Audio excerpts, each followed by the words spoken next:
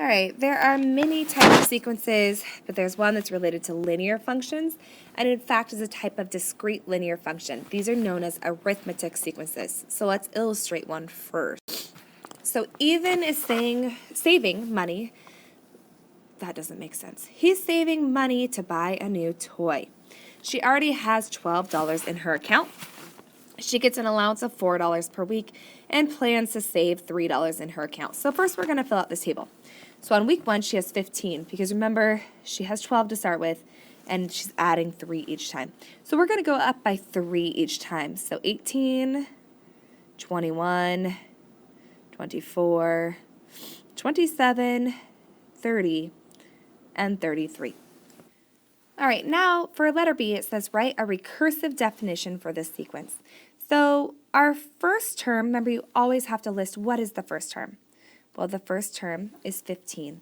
So recursive definition is any number that you were to plug in for your index number is that number minus 1 plus 3. Now looking at letter C, what's wrong with the graph of the sequence shown below? You should not, so should not connect the points. We learned that in the last lesson. When we were talking about recursive definitions or sequences, we don't connect the points. And the last part of this one, she proposes the following explicit formula for the amount of savings, A as the definition of the number.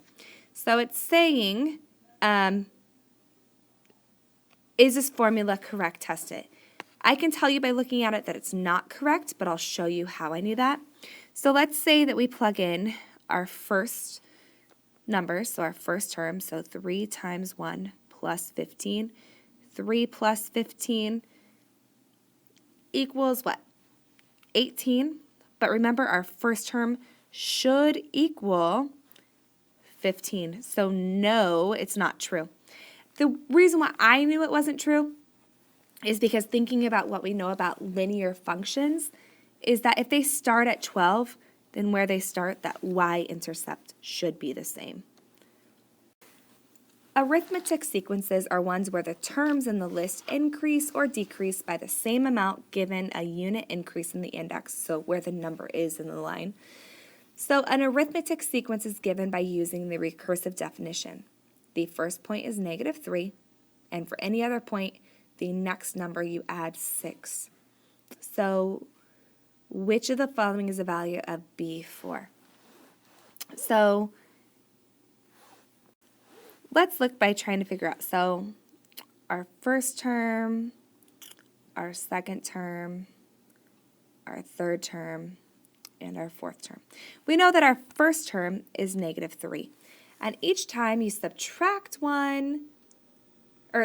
each one you take the original point in front of it and you add 6. So -3 plus 6 is 3. Then we add 6 to that point and we get 9. Then we add 6 to that point and we get 15. So 15 is the value of the fourth term. Arithmetic sequences are relatively easy to spot and are easy to fill in, so to speak. So for each of the following sequences, determine if it's arithmetic based on the information given. So if it is, fill in the missing blank. So 5, 9, 13, blank space, 21, 25. So from 5 to 9, you add 4. From 9 to 13, you add 4. And from 21 to 25, you also add 4. So in between 13 and 21 should be 17. On letter B, 5, 10, 20, 40. So what you're noticing here is that it actually is adding, or it's doubling each time. So this one is not arithmetic. So, but since you know it is doubling, we could say that 80 fills in the blank because 40, 80, 160, but it's not arithmetic. So A is, B is not. C, from 7 to 4, you subtract 3. From 4 to 1, you subtract 3. And from -5 to -8, you also subtract 3. So this one is arithmetic, And if I subtract 3 from 1, it's negative 2.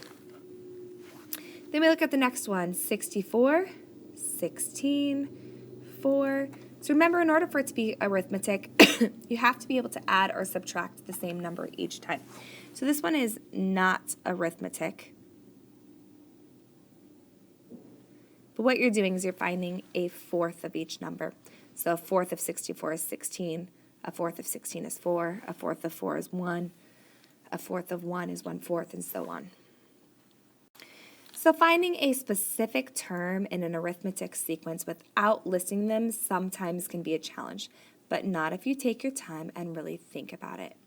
So letter A, if we're looking at the first 3 terms of 4, 14, 24, you'll notice that each time it's adding 10.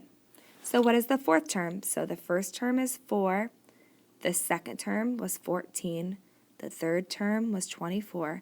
That means that the third or fourth term is going to be 34. So use what you learned in part A to find the value of A to the 10th term. So we need to find A 10.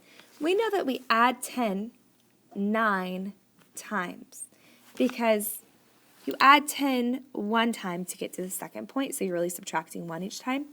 So you add 10 9 times.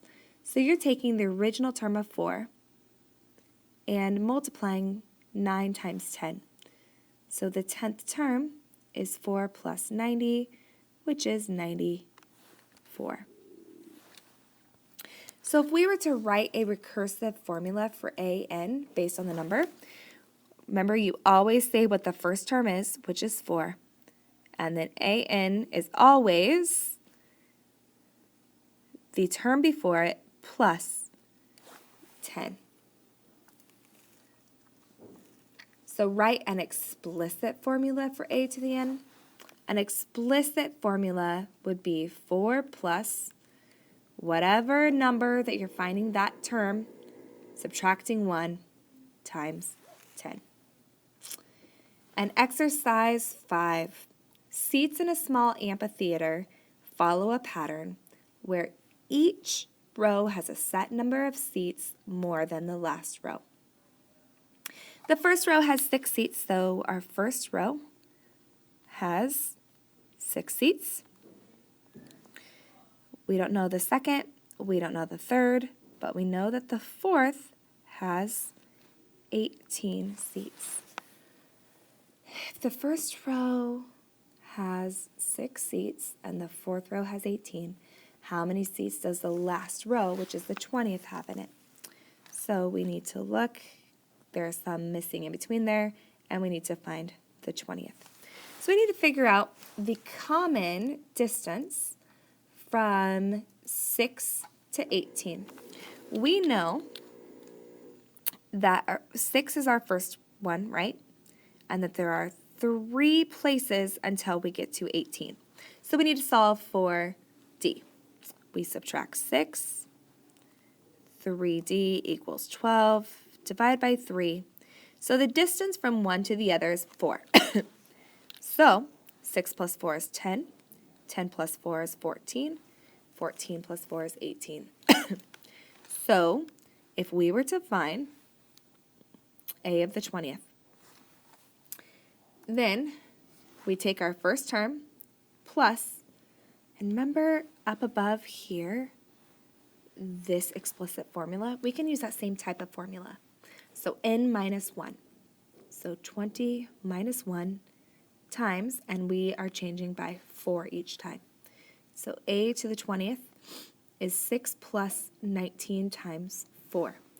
19 times 4 is 76, so 6 plus 76 is 82. I know that's a lot of work, so we'll do some practicing today to help better understand this material.